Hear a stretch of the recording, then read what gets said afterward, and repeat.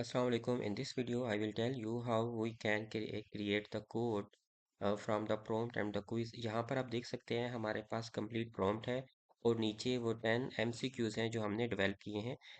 इस तमाम को हम लोग यहाँ पर कॉपी पेस्ट करेंगे और हम लोग जाएंगे गूगल AI स्टूडियो में,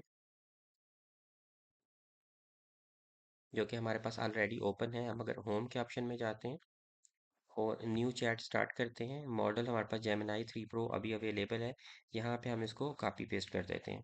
अब आप देख रहे हैं ऊपर हमारा प्रॉम्प्ट आ गया और नीचे हमारे एमसीक्यूज आ गए। Just click on run.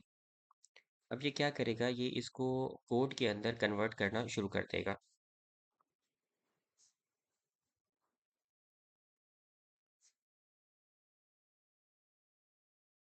यहाँ पर आप देख सकते हैं कि ये हमारा जो मुकम्मल कोड है ये क्रिएट हो चुका है और ये पूरा कोड है। यहाँ से आप इसको कॉपी कर सकते हैं। अच्छा, अब यहाँ पे इसने आपको ऑप्शन भी दे दिया है कि आप किस तरीके से इसको कॉपी पेस्ट कर सकते हैं।